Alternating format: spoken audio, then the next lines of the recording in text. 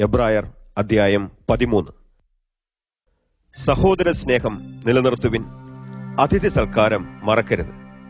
അതിനാൽ ആളറിയാതെ ചിലർ ദൈവദൂതന്മാരെ സൽക്കരിച്ചിട്ടുണ്ടല്ലോ.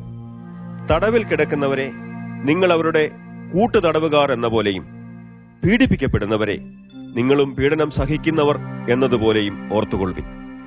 വിവാഹം എല്ലാവർക്കും ആദരണീയവും വിവാഹശയ്യ നിർമ്മലവുമായിരിക്കട്ടെ. വ്യഭിചാരികളെയും ദുർവൃത്തരെയും ദൈവം ന്യായം വിധിക്കും. നിങ്ങളുടെ ജീവിതം ദ്രവ്യാഗ്രഹമില്ലാത്തതായിരിക്കട്ടെ. ഉള്ളതുകൊണ്ട് തൃപ്തിപ്പെടുവിൻ. ഞാൻ നിന്നെ ഒരു നാളും കൈവിടുകയില്ല, ഉപേക്ഷിക്കുകയുമില്ല എന്ന് ദൈവം അരുളി ചെയ്തിട്ടുണ്ടല്ലോ. അതുകൊണ്ട് കർത്താവ് എന്റെ സഹായി, ഞാൻ ഭയപ്പെടുകയില്ല, മനുഷ്യൻ എന്നോട് എന്തു ചെയ്യാൻ കഴിയും എന്ന് നമുക്ക് ധൈര്യത്തോടെ പറയാം.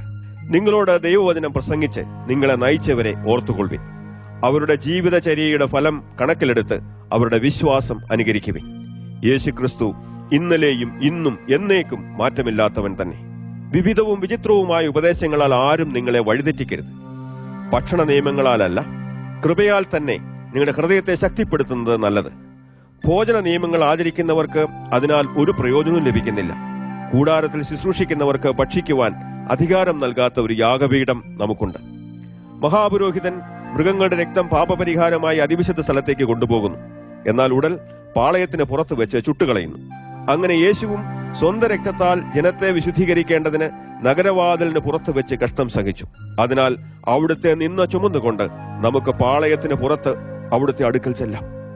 ഇവിടെ നമുക്ക് നിലനിൽക്കുന്ന നഗരമില്ലല്ലോ, വരുവാനുള്ളതിനെ അത്രേ നാം അന്വേഷിക്കുന്നത്. അതുകൊണ്ട് നമുക്ക് അവിടുത്തെ നാമം ഏറ്റുപറയുന്ന അധരഫലം എന്ന സ്തോത്രയാഗം യേശു മുഖാന്തരം ദൈവത്തിന് നിരന്തരമായി അർപ്പിക്കാം. നന്മ ചെയ്യുവാനും നിങ്ങൾക്കുള്ളത് മറ്റുള്ളവരുമായി പങ്കുവയ്ക്കുവാനും മറക്കരുത്. ഈ വിധ യാഗങ്ങളിലാണ് ദൈവം പ്രസാദിക്കുന്നത്. നിങ്ങളെ നയിക്കുന്നവരെ അനുസരിച്ച് അവർക്ക് കീഴടങ്ങിയിരിക്കുവിൻ. കണക്ക് ബോധിപ്പിക്കേണ്ടവരെന്ന നിലയ്ക്ക് അവർ നിങ്ങളുടെ ആത്മാക്കളെക്കുറിച്ച് ജാഗ്രത പുലർത്തുന്നവരാണ്.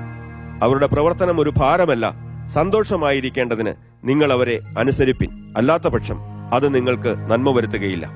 ഞങ്ങൾക്ക് വേണ്ടി പ്രാർത്ഥിപ്പിൻ. എല്ലാ പ്രകാരത്തിലും മാന്യമായി ജീവിക്കുവാൻ ആഗ്രഹിക്കുന്നതിനാൽ ഞങ്ങൾക്ക് നല്ല മനസാക്ഷിയുണ്ടെന്ന് ഞങ്ങൾക്ക് നല്ല ഉറപ്പുണ്ട്.